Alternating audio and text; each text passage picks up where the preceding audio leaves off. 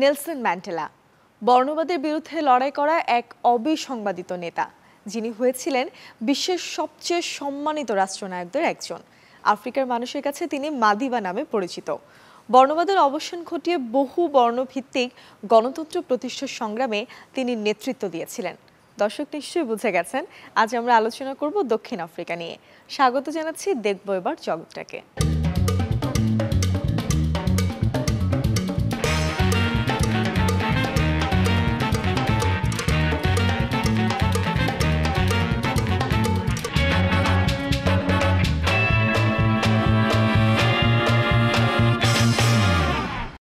Africa মহাদেশের দক্ষিণ প্রান্ত জুড়ে রয়েছে দক্ষিণ আফ্রিকা দেশটি, যার দক্ষিণে ভারত মহাসাগর এবং দক্ষিণ আটলান্টিক মহাসাগর অবস্থিত। উত্তর সীমান্তে নামিবিয়া, বতসোয়ানা এবং জিম্বাবুয়ে, আর পূর্ব ও উত্তর পূর্ব সীমানায় মোজাম্বিক ও ইসওয়াতিনি অবস্থিত। আফ্রিকা মহাদেশের সর্বদক্ষিণে অবস্থিত দেশটি 9টি প্রদেশে বিভক্ত। ঐতিহাসিকভাবে বিংশ শতাব্দীর মধ্য হতে শেষ দশক পর্যন্ত এই দেশটি বর্ণবাদের জন্য সারা বিশ্বে নিন্দিত ছিল। দেশটির সাংবিধানিক নাম রিপাবলিক অফ সাউথ আফ্রিকা। আয়তন 12,20,813 বর্গ কিলোমিটার। বাংলাদেশের আয়তনের প্রায় 8.5 গুণ বড়।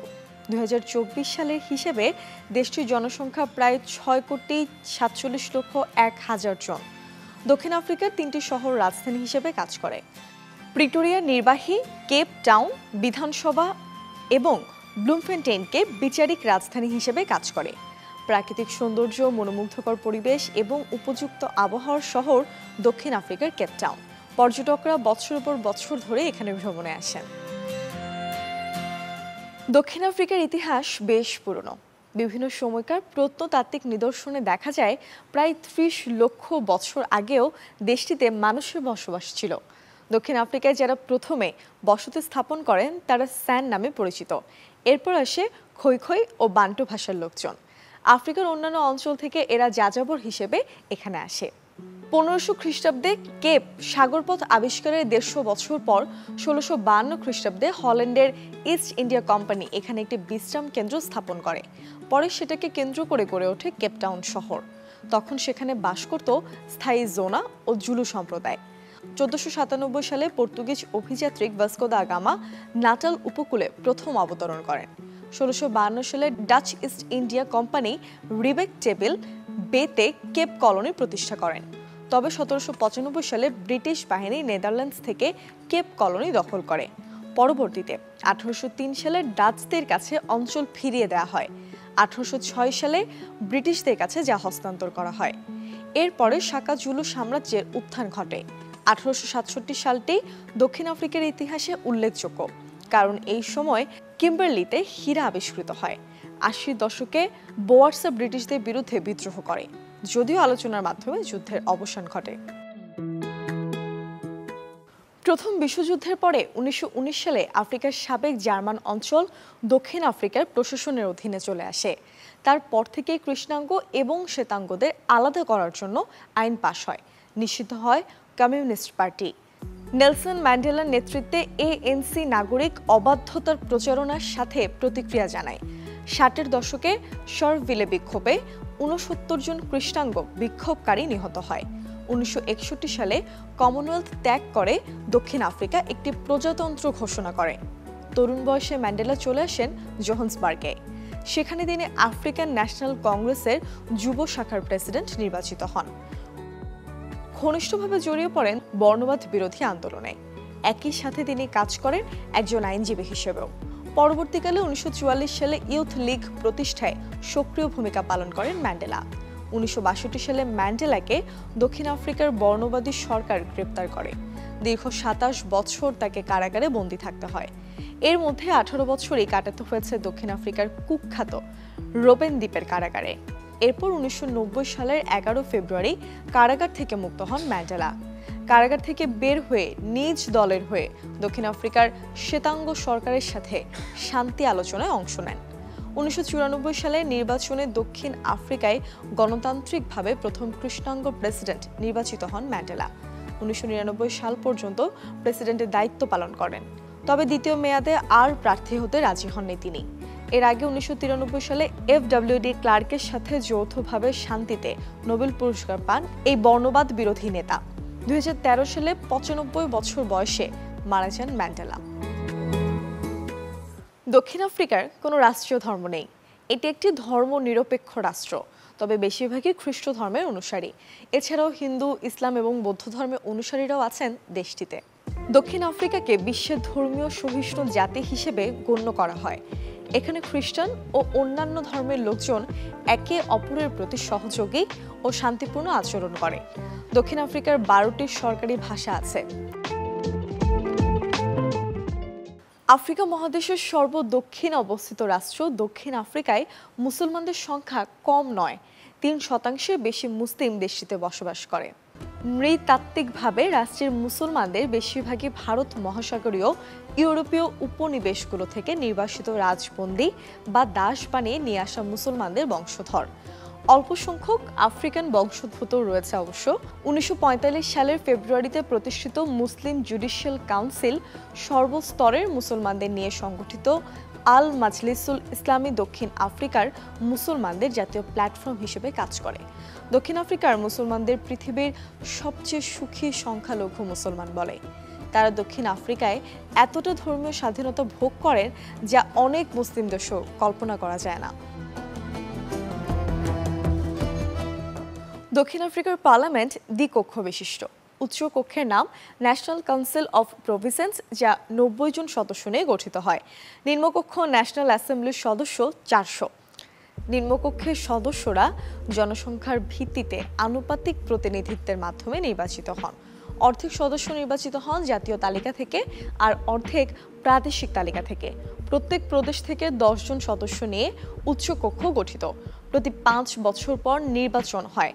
নিম্নকক্ষে সরকার গঠিত হয় এবং ন্যাশনাল অ্যাসেম্বলিতে সংখ্যাগরিষ্ঠ দলের নেতা হন প্রেসিডেন্ট। 1994 সালে বর্ণবাদ বিলুপ্তির পর থেকে দক্ষিণ আফ্রিকার রাজনীতিতে একচ্ছত্র প্রাধান্য বজায় রেখেছে আফ্রিকান ন্যাশনাল কংগ্রেস বা ANC। দেশটির বর্তমান হেড অব দ্য স্টেট এবং সরকার প্রধান সাইরাল রামাফোসা। বিশ্বজুড়ে আফ্রিকানদের একটি স্বতন্ত্র সংস্কৃতি আছে। তারা তাদের ইতিহাস ও ঐতিহ্যকে গভীরভাবে শ্রদ্ধা করে। দক্ষিণ আফ্রিকা তার বৈচিত্র্যময় সংস্কৃতির কারণে রেইনবো নেশন নামে পরিচিত। তাদের সঙ্গীত ও নৃত্য ঐতিহ্যকে পরিচয় করিয়ে দেয়। দর্শক, চলুন না দক্ষিণ আফ্রিকার সংস্কৃতি নিয়ে আরও কিছু তথ্য জেনে আসি।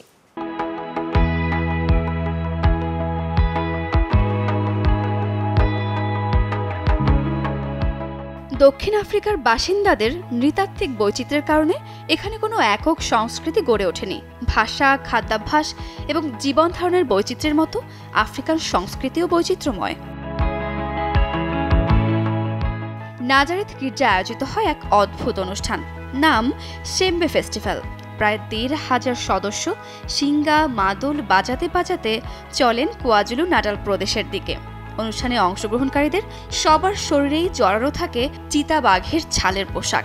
কারো মাথায় ফারের টুপি, ভালুকের ত্বকের উপরে আটকে দেওয়া হয় মহিষের শিং। গ্রাহাম টাউনের ন্যাশনাল আর্টস ফেস্টিভ্যাল আফ্রিকার বৃহত্তম এবং সবচেয়ে বৈচিত্র্যময় সাংস্কৃতিক উৎসবগুলোর মধ্যে একটি। এটি সৃজনশীলতার একটি অনন্য প্রদর্শনী, যেখানে থিয়েটার প্রোডাকশন, ভিজুয়াল আর্ট প্রদর্শনী করা হয়।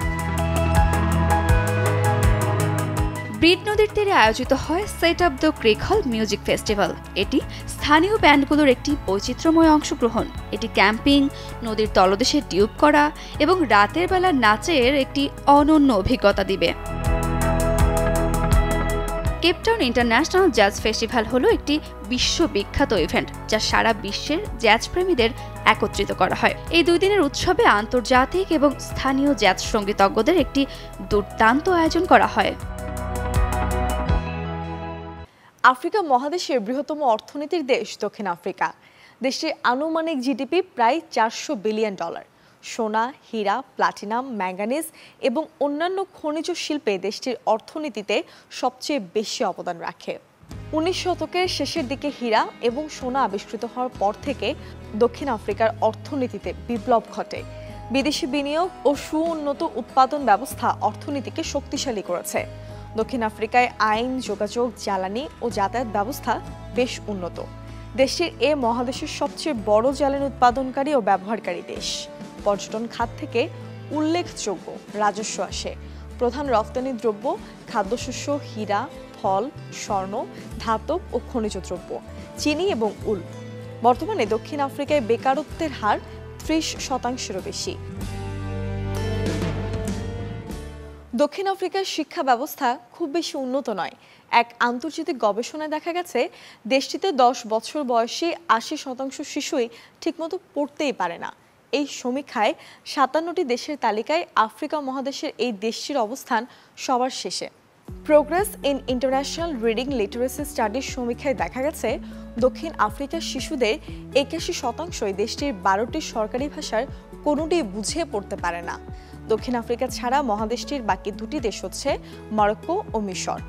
বর্ণ বৈষম্যে শাসনামলে শিশুদের পৃথক রাখা হতো, যার কারণে কৃষ্ণাঙ্গ ও শ্বেতাঙ্গ শিক্ষার্থীদের মধ্যে মারাত্মক বৈষম্য রয়েই গেছে। বাংলাদেশ থেকে কাজ আর উপার্জনের আশায় যে বিপুল সংখ্যক মানুষ আফ্রিকা যায়, তাদের মধ্যে বেশ বড় সংখ্যক বাংলাদেশি আফ্রিকা মহাদেশের একেবারে দক্ষিণের এই দেশটিতে গিয়েছে। বাংলাদেশ থেকে মানুষজন দক্ষিণ আফ্রিকায় কাজের সন্ধানে যেতে শুরু করে 90-এর দশক থেকে। তবে গত 15 বছর ধরে বাংলাদেশিদের জন্য দক্ষিণ আফ্রিকা হয়ে উঠছে একটি গুরুত্বপূর্ণ গন্তব্য। দেশটি থেকে বাংলাদেশে আসা রেমিট্যান্স বা প্রবাসী আয়ের পরিমাণও বাড়ছে। দক্ষিণ আফ্রিকায় যেসব বাংলাদেশি বসবাস করছেন, তাদের মধ্যে প্রায় 80% ব্যবসা এবং বিভিন্ন দোকানে চাকরি করেন। প্রাকৃতিক সৌন্দর্য ও অ্যাডভেঞ্চারের জন্য দক্ষিণ আফ্রিকার সুনাম আছে বিশ্বজুড়ে। বৈচিত্র্যে ভরপুর এই দেশে দেখা মিলবে দুর্দান্ত সব ন্যাচারাল রিসোর্ট, সাফারি পার্ক, আকর্ষণীয় আঙুর বাগান এবং সমুদ্র সৈকতে। এখানে আপনি দেখতে পাবেন গভীর নীল সমুদ্রের একেবারে তলদেশ থেকে উঠে আসা হাঙরদের। প্রকৃতির নতুন 7টি বিস্ময়ের মধ্যে টেবল মাউন্টেন তো দর্শক আছেই। চলুন দক্ষিণ আফ্রিকার পর্যটন নিয়ে এরকম আরও বেশ কিছু তথ্য জেনে আসি। দক্ষিণ আফ্রিকা 3 দিকেই সাগর দ্বারা বেষ্টিত দেশ, যার আনুমানিক 3750 কিলোমিটার জুড়ে বিস্তৃত উপকূলীয় এলাকা। টেবিল মাউন্টেন কেপটাউনে অবস্থিত একটি পর্বত, যা নিচ থেকে দেখলে টেবিলের মতো মনে হয়। প্রাকৃতিকভাবে সৃষ্ট 7টি বিস্ময়ের মধ্যে টেবিল মাউন্টেন একটি। এই পর্বতের উপরিভাগ নিচ থেকে টেবিলের মতো সমতল দেখায় বলে এর নামকরণ করা হয় টেবিল মাউন্টেন। এই পর্বতে ওঠার জন্য রয়েছে কেবল কার, যার মাধ্যমে ওঠার সময় ভ্রমণকারীরা 360 ডিগ্রি ভিউ উপভোগ করতে পারে। এছাড়া রয়েছে অনেকগুলো ট্রেকিং রুট। এছাড়া দেখা মিলবে বিখ্যাত সেই রোবেন আইল্যান্ডের, যেখানে নেলসন ম্যান্ডেলাকে প্রায় 2 দশক আটক রাখা হয়েছিল। বিশ্বের সবচেয়ে বিলাসবহুল ও জৌলুসপূর্ণ সাফারি ক্যাম্পগুলোর অবস্থান দক্ষিণ আফ্রিকায়। ন্যাশনাল পার্ক ও প্রাইভেট ওয়াইল্ড লাইফ স্যাংচুয়ারিগুলোর একটু বাইরে অবস্থিত দৃষ্টিনন্দন ও পরিবেশ সচেতন লজ। দক্ষিণ আফ্রিকার সবচেয়ে বিচিত্র বন্যজীবনের মধ্যে বৃহৎ 5টি সিংহ, লোপার্ড, হাতি, গন্ডার ও মহিষ পাওয়া যায়। এছাড়া এই অঞ্চলে আছে বিপুল সংখ্যক নজরকাড়া উদ্ভিদ। আপনি যদি দক্ষিণ আফ্রিকায় গিয়ে বিস্ময়কর কিছু উপভোগ করতে চান, তাহলে এই দেশের বিলাসবহুল ট্রেনগুলো আপনার প্রত্যাশাকেও ছাড়িয়ে যাবে। নয়নাভিরাম উপকূলীয় এলাকা ও দৃশ্যমান দ্বীপগুলোকে আবিষ্কার করার জন্য বিলাসবহুল ইয়টের চেয়ে ভালো আর কি হতে পারে। এদেশের সমুদ্র উপকূলে আপনি আপনার সুবিধা মতো দিন অথবা রাতের চুক্তিতে ইয়ট রিজার্ভ করতে পারবেন। আপনি যদি ইতিহাস নিয়ে আগ্রহী হন, তাহলে গোল্ড রিফ সিটি আপনার জন্য আদর্শ গন্তব্য। পুরনো খনির শহর নামেই এটি পরিচিত। খনি শ্রমিকদের বাড়ি, সেলুন এবং যাবতীয় সরঞ্জাম নিয়ে রয়েছে একটি জাদুঘর। সোনার খনির মানুষের জীবন কেমন ছিল তা দেখার জন্য হলেও এখানে ঘুরতে যাবেন। গোল্ড রিফ সিটিতে শুধু অতীতের সব নিদর্শন নয়, এখানে রয়েছে একটি বিনোদন পার্কও। অ্যাডভেঞ্চার প্রিয় মানুষের জন্য রয়েছে রোলার কোস্টার। পার্কের সবচেয়ে রোমাঞ্চকর রাইড হলো টাওয়ার অফ টেরর, যেখানে একটি পুরনো খনি খাত থেকে রাইডারদের নিচে ফেলে দেওয়া হয়। আপনি যদি সাহসী এবং অ্যাডভেঞ্চার প্রেমী হন তাহলে যেতে পারেন দক্ষিণ আফ্রিকায়, কারণ সেখানে আছে বাণিজ্যিকভাবে বিশ্বের সর্বোচ্চ উচ্চতা থেকে বাঞ্জি জাম্পিং করার সুযোগ। দর্শক, চলুন দক্ষিণ আফ্রিকা নিয়ে এরকম আরও মজার কিছু তথ্য জেনে আসি। জোহান্সবার্গ শহরের উত্তর পশ্চিমে স্টার কফেনটেইন গুহায় 2 মিলিয়ন বছরের পুরনো মানব বিবর্তনের জীবাশ্ম পাওয়া গেছে। প্রত্নতাত্ত্বিকরা এখানে মানুষের দেহাবশেষ আবিষ্কার করেছেন। The cradle of human kind UNESCO বিশ্ব ঐতিহ্যবাহী স্থানের তালিকায় স্থান পেয়েছে। ডাইনোসরের জীবাশ্ম এই দেশে পাওয়া গেছে। দক্ষিণ আফ্রিকার কেপ টাউনে প্রথম সফল মানব হৃৎপিণ্ড প্রতিস্থাপন করা হয়েছিল 1967 সালে। ডাক্তার ক্রিস্টিয়ান বার্নার্ড কেপ টাউনের গ্রোট শোর হাসপাতালে বিশ্বের প্রথম হার্ট ট্রান্সপ্ল্যান্ট করেন। গ্রাউন্ড ব্রেকিং সার্জারিটি লুই ওয়াশকানস্কির ওপর করা হয়েছিল। বিশ্বের উচ্চতম স্থান থেকে বাঞ্জি জাম্প করতে হলে আপনাকে যেতে হবে দক্ষিণ আফ্রিকায়। বিশ্বের সর্বোচ্চ বাণিজ্যিক বাঞ্জি জাম্পের উচ্চতা 216 মিটার। সাহসী অ্যাডভেঞ্চার প্রেমীরা ব্রুকলেন্স ব্রিজ থেকে লাফ দিয়ে নিচের ব্রুকলেন্স নদীর দিকে বাতাসে উঠতে পারেন।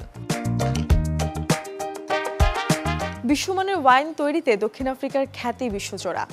আঙুর চাষের জন্য খুবই উপযোগী আবহাওয়া এবং মাটির কারণে এটি সম্ভব হয়েছে। এ কারণে এটি বিশ্বের প্রথম সারির একটি মদ উৎপাদনকারী দেশ। আগুলহাস উপকূলীয় এলাকা থেকে অরেঞ্জ রিভার ভ্যালি সর্বত্রই দেখা মিলবে চমৎকার সব আঙুর বাগানের। দর্শক, দেখব এবার জগৎ ট্রেকের আজকের পর্ব এ পর্যন্তই। আগামী পর্বে নতুন কোনো দেশের গল্প নিয়ে আবারও হাজির হব আমি। আর যদি চান আপনার পছন্দের কোনো দেশ সম্পর্কে জানতে, তাহলে আমাদের ফেসবুক পেজ এবং ইউটিউবে গিয়ে কমেন্ট করে জানাতে পারেন সেই দেশের নাম। সবাই ভালো থাকুন, সুস্থ থাকুন।